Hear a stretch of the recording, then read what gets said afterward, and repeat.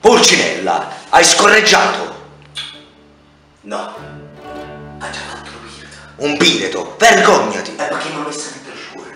Un pirata è uno sfogo naturale, è l'esplosione di gioia dell'intestino quando mi mangio piatti pasta e fasullo preparato dalla mia donna colombina.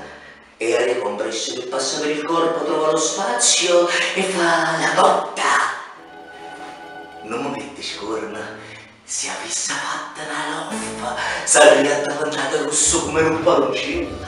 Lo pirata non mi mette scorna, perché la loffa non la vedi, non la senti e non sai da dove è partito il colpo. Un pirata è reale, non lo vedi, ma sai da dove è partito il colpo e facilmente capisce pure chi ha sparato. Vergognati, volgaraccio!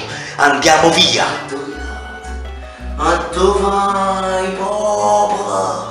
Tu sopporti puzza assai più forte, puzza esagerata, che ti frasca da tutte parti, in tuo cuore, in tuo pensiero, e fai sempre finta di niente.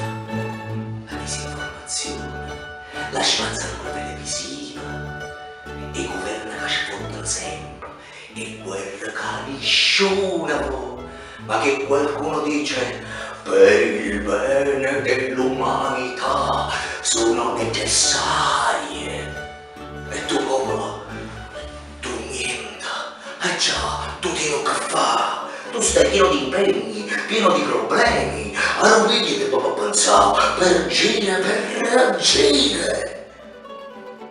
Popolo idiota. Popolo ignorante. A chi l'ha detto? Popolo che corre. Appresso a chi? Popolo distratto, popolo deluso, popolo confuso, da sempre finta e niente, ma che si arrota e si accoccia per contestare un pirata. Tutti uniti contro il pirato, tutti uniti contro il pirato. Questo è il loro slogan. Possaccio, hai sbagliato. Al prossimo volta che ci fanno video li faccio mettere agli arresti domiciliari alla mia amata Colombina, carina quando faccio Brasil, e io non sparo a volontà e soprattutto senza pietà.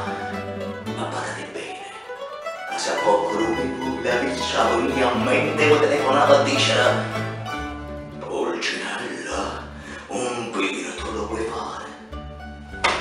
Io la rispondi là per là, spiacente amico mio, a sparaccia.